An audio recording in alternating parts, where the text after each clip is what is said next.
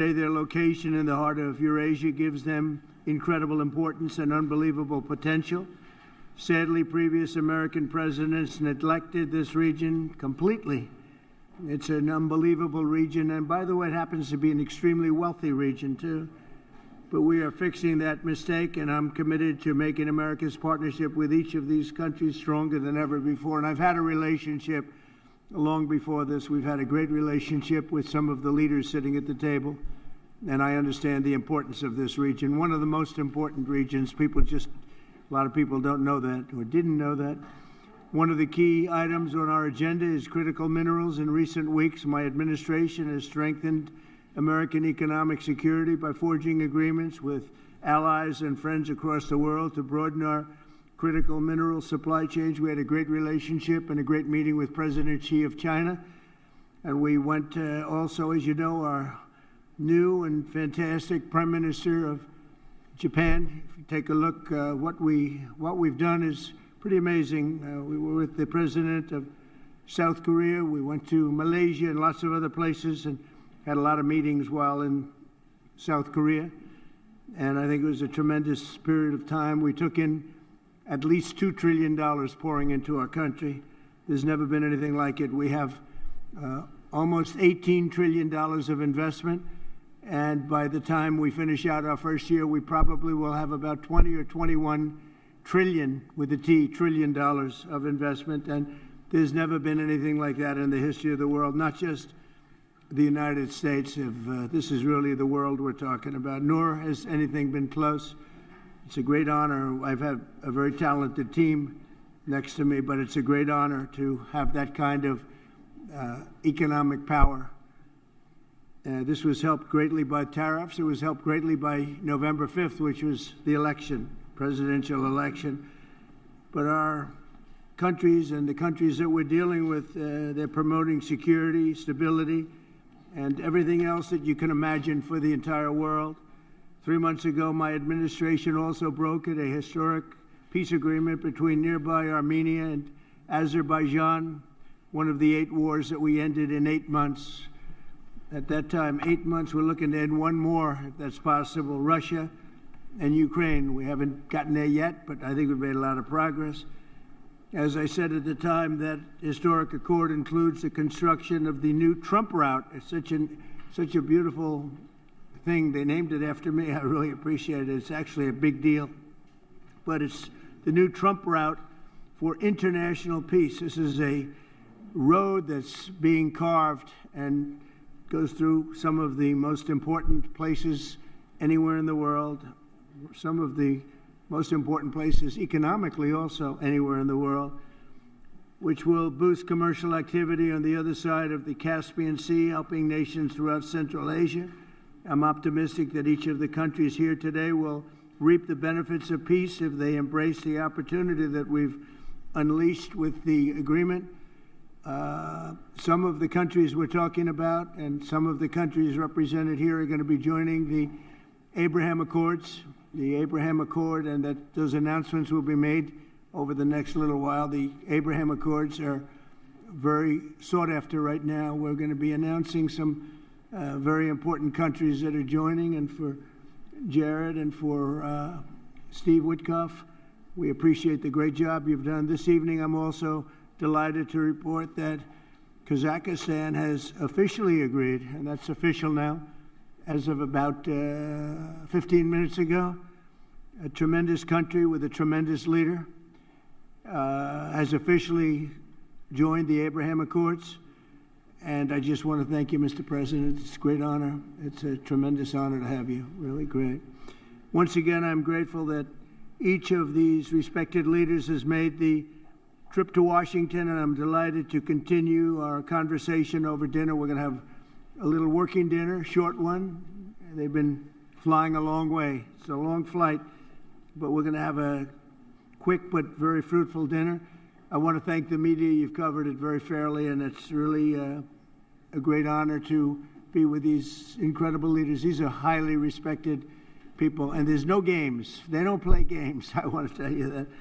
So maybe I'd like to ask you, Mr. President, to say a few words if you'd like, and we can go through the list of the 5 and Then we'll have a little dinner, please. Mr. President, first of all, I would like to express my sincere gratitude to you for convening this truly historic meeting at the White House. And under your steadfast leadership, this summit marks the beginning of a new era of interaction between the United States and Central Asia. Precisely 1 year ago, you achieved a landslide victory in historic election which was absolutely clean and fair. And once again, my congratulations. Thank you. And my strong belief that, Mr. President, you are the great leader, statesman, sent by heaven to bring common sense and traditions that we all share and value back into the United States policy, either domestic or foreign. Therefore, millions of people in so many countries are so grateful to you. And I'm convinced that your wise and bold policy needs to be strongly supported worldwide. Thank you. Under your presidency, America is ushering in a new golden age. I commend your far-sighted vision of making America great again.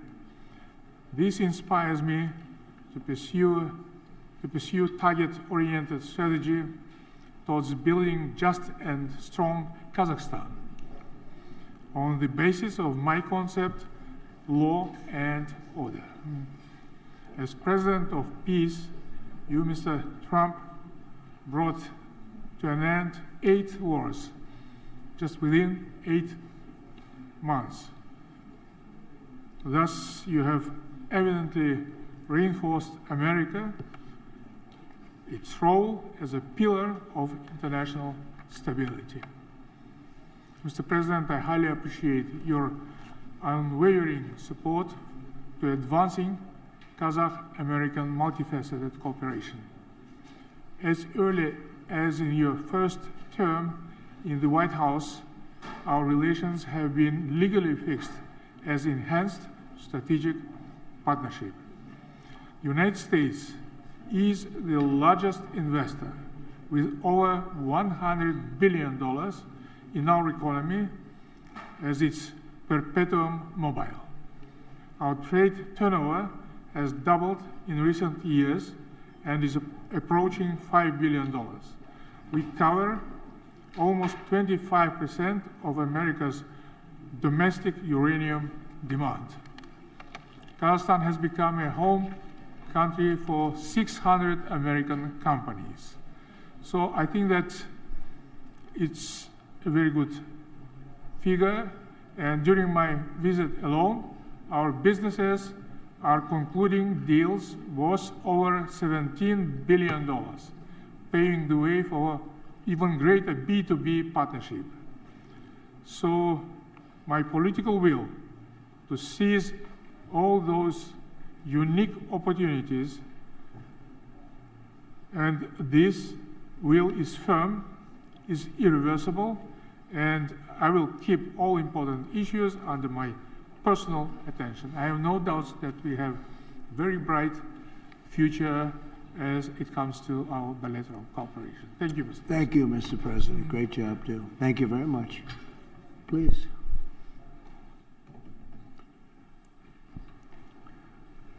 Уважаемый господин Трамп, мы высоко ценим ваш личный вклад в обновление перезагрузки C5+1. На самом деле, до этого ни один президент Америки так не относился к Центральной Азии. Мы очень, я лично и все мои коллеги очень благодарны. Мы на самом деле почувствовали вот такое внимание с вашей стороны. И это дорогого стоит для нас. И большое вам за это спасибо. На самом деле, я вам уже говорил, и сейчас хочу повторить, что мы в Узбекистане говорят, президент Трамп – это президент мира. И вы очень многое сделали для 8 войн, остановили. И я уверен, что и войну между Украиной и Россией только вы можете остановить, и мы очень на это надеемся. Сегодняшний саммит подтверждает, что Соединенные Штаты Америки рассматривают Центральную Азию как ключевого и надежного партнера. Мы вместе формируем будущее, основанное на доверии, взаимопонимании и стремлении к созиданию. Хотел бы озвучить ряд предложений. Первое. Предлагаем учредить действующий на постоянной основе секретариат формата или размещать его на ротационной двухгодичной основе в странах-участниц. Второе. Надо создать координационный совет по инвестициям и торговле на уровне министров для обеспечения системного диалога между госучреждениями и компаниями и финансовыми институтами. Считаем актуальным реанимировать идею создания фонда Центральноазиатского инвестиционного партнерства. Договоренность с DFC была достигнута в 2020 году. Третье. Готовы активно работать с Соединенными Штатами Америки по реализации крупных транспортно-коммуникационных и энергетических проектов, связывающих Центральную Азию с Южным Кавказом и Европой по маршруту Трамп. И я сегодня вам передал, что мы составили трехгодичный план нашей совместной инвестиционной программы на 34 миллиардов долларов. Это очень крупные, большие проекты, и об этом мы с вами уже и в Нью-Йорке говорили, и сегодня я вам это сказал. Так что у нас очень большая перспектива. Так, я еще раз благодарен вам, и я думаю, что мы очень многое с сегодняшним саммитом привезем с собой, и этот саммит будет историческим. Я уверен, что ваше такое отношение и отношение ко всем нам, это говорит то, что ваше внимание к укреплению Центральной Азии и Соединенных Штатов Америки.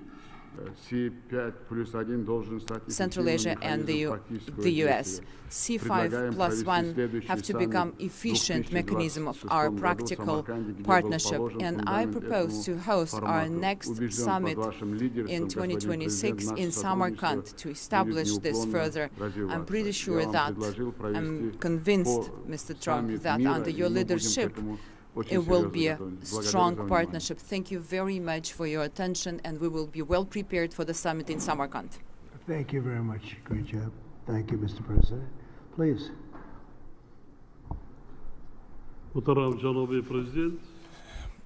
President Donald Trump, I thank you very much for invitation to participate in today's very important high-level commemorative meeting in the format of C5+1. The Central Asia and the United States, you play a remarkable and highly commendable role in ensuring peace and stability in conflict regions around the world, and your peaceful efforts are worthy of praise, and I extend my heartfelt congratulations to you, Mr. President. And today our collaboration, our wide-ranging bilateral cooperation covers different areas: trade, economy, security. As it comes to our security cooperation, we particularly have an excellent cooperation on counterterrorism, fighting extremism, and the drug trafficking. Mr. President, over 70 companies with American investment are operating in Tajikistan today, and 93% of my country is mountainous, and we have an abundance of natural resources, particularly water, hydropower, critical minerals and rare earth materials. Tajikistan is a home for 13,000 glaciers, and approximately 60% of Central Asian water resources originate in Tajikistan, and our country is rich in strategically important minerals, including rare earth minerals and critical materials. Tajikistan is a member of both the European Union's Critical Raw Materials Club and the United States Mineral Security Partnership Instrument. And according to the United States Geological Survey, our country ranks second in the world in terms of antimony production, and is currently the largest producer of metallic antimony, which is the United States so deeply interested interested in, and we have a brilliant cooperation on this. And last year, antimony accounted for 97% of Tajikistan total exports to the United States. In 2024, Tajikistan produced and exported 17,000 tons of metallic antimony, primarily to the United States. And the activities of ANSO, joint venture and ANSO Metallurgical Company in Tajikistan, with American investment by Comsat, American company, exemplify our strong and enduring collaboration. However, there are still many opportunities in terms of trade and investment, and we are interested in expanding economic and trade cooperation between our countries. So there is a good opportunity to cooperate in creating new generation of sustainable artificial intelligence data centers. And since we have a brilliant cooperation between our air companies, and since 2008, Tajikistan Somonair company had purchased 8 mid-sized Boeing aircraft with a total volume of $440 million, and this company is expected to receive 2 more modern Boeing 737 MAX 8 aircraft next year, and the total commercial package of Boeing with the Somonair exceeds $3 billion. And American companies, so we have excellent cooperation with American companies over the last 20 years, and the American companies, they're particularly interested in antimony and many rare earth minerals, which Tajikistan has abundant resources, and Tajikistan among the Central Asian countries has a very rich, boundless potential and resources in critical minerals, and we are very keen to continue closely our cooperation on security items, which we are so concerned for so far, and I wish you every bit of luck and to your endeavors as a president of peace. Thank you very much. Great job. Please. Hurmatly massalik ma'lumot xarajatlarining өкілдері, мен үшін ақш президенті урматтуу Дональд Трамп мырза менен эки тараптуу жолугушуу көрүү жана Борбордук Азия АКШ форматында отурумга катышуу чоң сыймык. Эң биринчиден урматтуу президент Дональд Трамп мырзага чакыруусу жылуу кабыл алганы жана эки тараптуу аймактык жана эл аралык маанилүү маселелерди талкуулоо мүмкүнчүлүгү үчүн ыраазычылыгымды билдиремин. Кыргызстан Америка Кошмо Штаттарынын өзүнүн маанилүү тышкы саясий өнөктөшү катары жогору бааларын белгилейм. Эки тараптуу жолугушуубуздун алкагында Кыргызстан менен АКШнын ортосундагы актуалдуу маселелер, ошондой эле Борбор Азия өлкөлөрү менен кызматташууну бекемдөөгө багытталган темалар талкууланды. Кыргыз-Америка мамилелерине карата 4 багытты белгилегим келет. Экономика жана инвестициялар, туризм, гидроэнергетика, санарип экономика, жасалма интеллект, IT чөйрөсү, коопсуздукту жана туруктуулукту камсыздоо. Бул өңүттө Кыргыз тарабы урматтуу президент Дональд Трамп мырзанын глобалдык туруктуулукту бекемдөөгө жана дүйнөнүн бул бурчунда жаңжалдарды токтотууга кошкон олуттуу салымын жогору бааларын баса белгилейм. Өз кезегимде мен дагы мамлекет башчысынын кызматына келгенде эң маанилүү артыкчылыктуу бир милдет койгон коңшу мамлекеттерибиз менен чек ара маселелерин ынак коңшулуктун мугунда чечүү болчу. 5 жылдан соң мен урматтуу кесиптештерим менен бирге бул милдетимди эң негизгиси тынчтык жолу менен ишке ашыра алганымды канааттануу менен белгилеймин. Жыйынтыгында Борбордук Азия аймагынын дүйнөлүк саясаттагы ролу өсүп, биз менен кызматташууну бекемдөөгө ири державалардын кызыгуусу көчөп жатат. Бул өңүттө С5+1 форматы саясий диалогду өнүктүрүүгө максатталган маанилүү аянтчага айлангандыгы мени абдан And I'm very glad about that. I would like to express my special appreciation to Your Excellency President Donald Trump for initiating and hosting today's summit. And we really feel Biz bu warm qadamды жогору баалайбыз. hospitality. We highly value this step and regard it as a demonstration of the United States goodwill and commitment towards Central Asia and friendship. I am confident that our joint efforts will lead to concrete, mutually beneficial outcomes for both nations and people. Thank you very much for your attention. Thank you very much. Thank you very much. Please. I thank you, Mr. President. First of all, I would like to express my deep gratitude, Mr. President, for the invitation to attend this C5 Central Asia plus US Summit. We consider that we recognize the good results that made since the development of this format, and of course we expand the cooperation in such strategically important areas as security, economy, energy, and environment. We believe that the results of this summit will lead us to further expansion of multi-phase cooperation between Central Asia and the United States of America. I do appreciate, Mr. President, for your warm hospitality. I do appreciate. Thank you very much, and thank everybody. We'll have a little more to discuss, but a lot of progress has been made today, and it's a great honor to have you with us in the United States of America. Thank you. And to the media, maybe a couple of questions, ideally on this topic, please. Please. Kazakhstan and the US have signed over $17 billion in new deals in aviation, minerals, in digital technology. In your view, which area of this partnership matters most? And second question, President Trump, when can we report that you will be the first US president to visit Kazakhstan? When will you be our guest? I think it's very possible that we'll do that.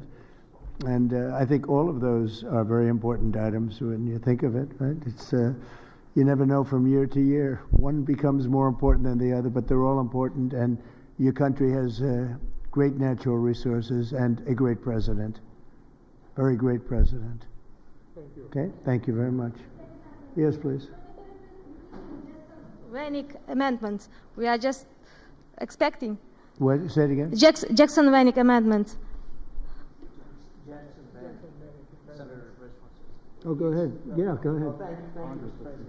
Look, Jackson-Vanik is overdue to be repealed.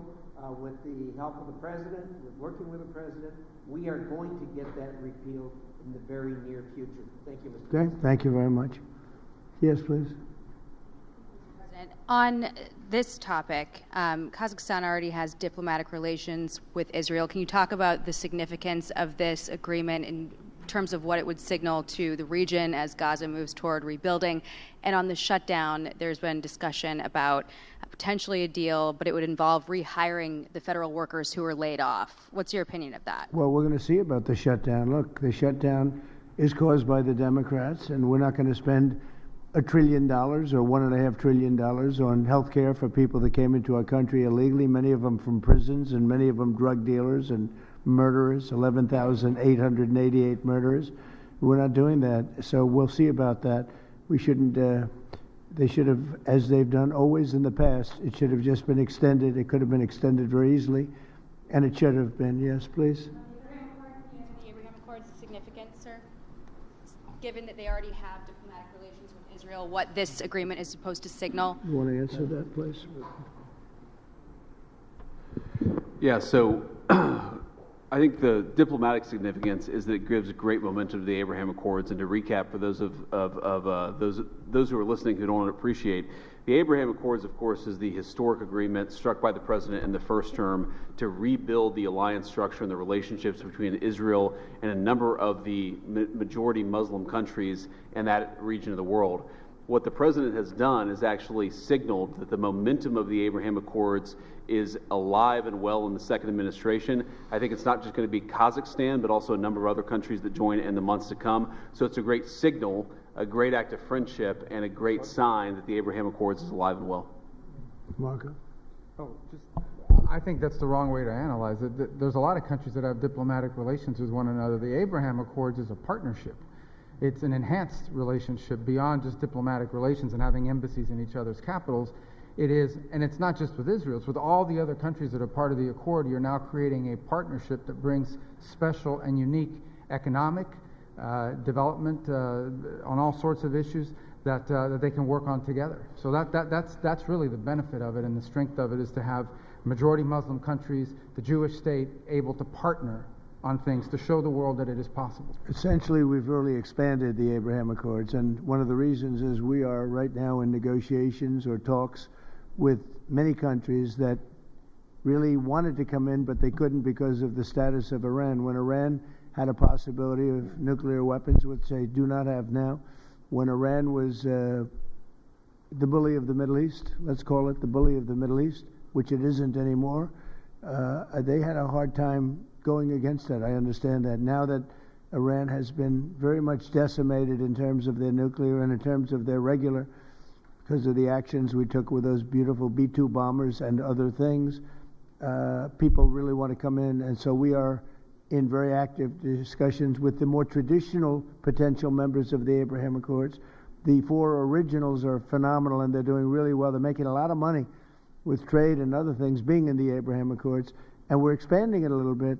When a few of these countries come in, that's a great expansion, and these are very substantial countries, so we consider that a great honor. It was brought to our attention that they wanted to do that, and we think that's great. So it's really an expansion of the Abraham Accords. Okay? Hi, Mr. Yeah, please, President. go ahead. Yes, thank you so much for your time, sir, on these important issues.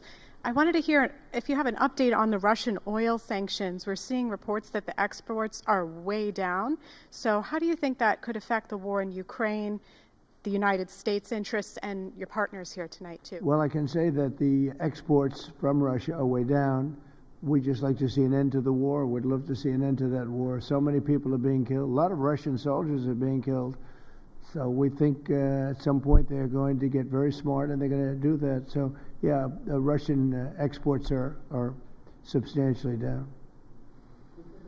What is your Trump doctrine on foreign policy, is in particular related to South and Central Asia and China?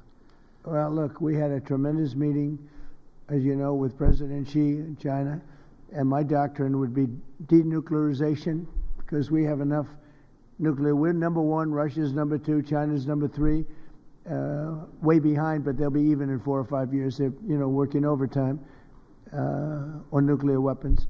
I think that denuclearization would be a great thing. We could blow up the world 150 times. There's no need for this. So I really think we're going to have, I've spoken to President Putin about it, I've spoken to President Xi about it, and everybody would like to spend all of that money on other things, people that really, things that can benefit people now. So I think something like that could happen, the denuclearization. It's really, I want peace through strength, but we want peace all over the world, and we're very close to getting it. We had a lot of wars raging that people didn't know about. Now they're not raging anymore. We have one left, and we're going to hopefully get that taken care of. Yes, sir, go ahead. Do you have an update on how soon that international stability force may be on the ground in Gaza? Very soon. It's going to be very soon. And Gaza's working out very well. And you haven't been hearing too much about problems. And I'll tell you, we've had countries that have volunteered. If there's a problem with Hamas, as an example, or a problem with anything, they volunteered to, on a single basis, go in and take care of it. We have very powerful countries in this coalition. And it's not, this is because I've heard some of the press saying, well, it's a very tentative, or it's not tentative. This is a very strong peace. This is peace in the Middle East. Hamas is a very small part of it, very, very small part. And if they don't do as they said, if they don't behave, then they've got themselves a big problem, a really big problem like they've never had. But so far, it seems to be working out very well. But that's a very small part of what we're talking about. That's a part of Gaza. You're going to have I think we can say, Marco, we have a very strong peace. This is a strong peace. We have many countries involved in the Middle East. Essentially, these countries are all involved. They want to see peace in the Middle East. And Marco, what would you say about that? No, I think that's right, Mr. President, and you deserve a tremendous amount of credit for making that possible. And now I think the only reason why it's going to continue to happen is because of the President's role in this. So there's work being done at the United Nations now to come up with a resolution that creates the framework internationally so that these countries who are all volunteering, as you know, Mr. President, to be a part of the stabilization force can come aboard. But they need this UN mandate in order to be able to do it. And we've made a lot of progress over the last few days. And, you know, Jared Kushner and Steve Woodcock have been working very hard on that. And today was a good day on that front. Okay. Yeah, go ahead, please. Fox. Will you discuss the Abraham Accords when you meet with the president of Syria? Well, we're going to meet, and I think he's doing a very good job. It's a tough neighborhood, and he's a tough guy, but I got along with him very well, and a lot of progress has been made with Syria. That's a tough one, but a lot of progress has been made. You know, we took the sanctions off at the request of Turkey, at the request of actually Israel, at the request of a few different countries, and we took the sanctions off to give them a chance. And frankly, Iran has been asking if the sanctions could be lifted. Iran has got very heavy U.S. sanctions, and it makes it really hard for them to do what they'd like to be able to do. And I'm open to hearing that, and we'll see what happens, but I would be open to it. But we did take the sanctions off Syria in order to give them a fighting shot. And I think so far I think he's doing a very good job so far. Fox? Mr. President, a federal judge said tonight that the administration has to fully fund SNAP. It's the latest in a back and forth, and the Justice Department said they're going to appeal it. What's your message to folks as they work this out in the courts and in Congress as we're heading into Thanksgiving? You want to go with that? Yeah, look, Jackie, it's an absurd ruling because you have a federal judge effectively telling us what we have to do in the midst of a Democrat government shutdown, which what we'd like to do is for the Democrats to open up the government. Of course, then we can fund SNAP, and we can also do a lot of other good things for the American people. But in the midst of a shutdown, we can't have a federal court telling the president how he has to triage the situation. We're trying to keep as much turned on. We're trying to keep as much going as possible. The president and the entire administration are working on that, but we're not going to do it under the orders of a federal judge. We're going to do it according to what we think we have to do to comply with the law, of course, but also to actually make the government work for people in the midst of the Democrat government shutdown. If they would like to end this, we would welcome working with them to end this government shutdown, and then we wouldn't have to triage what we're going to fund and what we're not going to fund. And the last thing that I'll say is the American people are unfortunately about to start suffering some very real consequences because of the shutdown.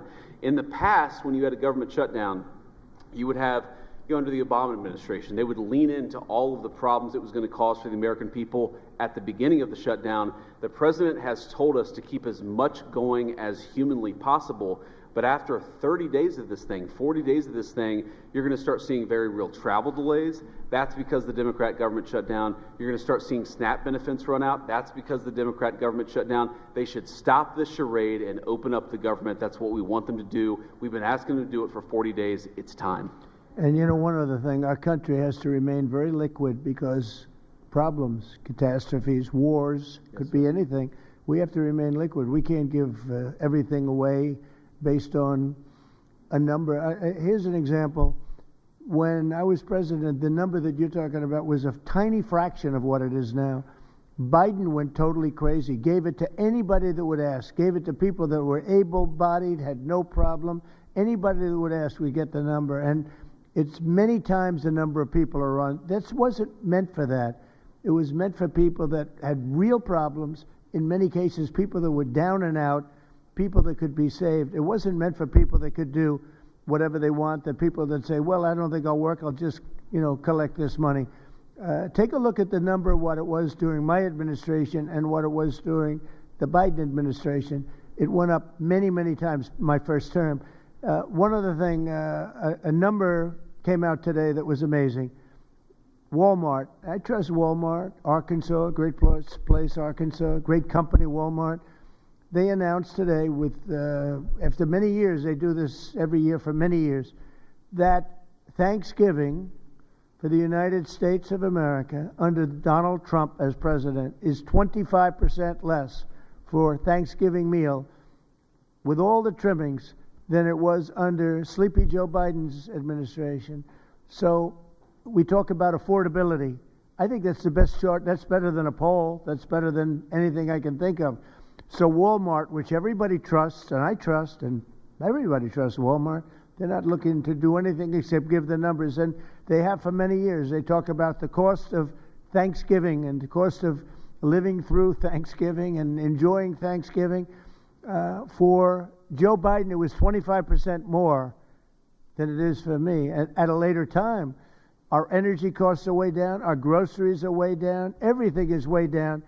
And the press doesn't report it. The press reports whatever the con people say. You know, I call the Democrats con men and women. They make up numbers. But when you look at 25% reduction in costs for Thanksgiving between Biden and me, meaning this administration, that's a tremendous number. It's the biggest reduction in cost in the history of that chart or whatever it is they do. They do a synopsis of everything. They cover every element of Thanksgiving meals, 25% down. So I don't want to hear about the affordability because right now we're much less. If you look at energy, we're getting close to $2 a gallon gasoline. With Biden, it was $4.50, $5. Another thing, inflation. We had the worst inflation in the history of our country. Now we have virtually no inflation at all. It's down at a very low number and a very normal number. So the affordability is much better with the Republicans. The only problem is the Republicans don't talk about it. And Republicans should start talking about it and use their heads because we have great numbers. We have great, and they're going to only get better when all these jobs open up, all these factories open up that are being built all over our country. We are building auto plants. We're building AI plants. We're leading in AI over China and everybody else. When all of these plants start opening, we're going to have a revolution, a positive revolution, economic revolution like never before. Thank you very much, everybody. Thank you.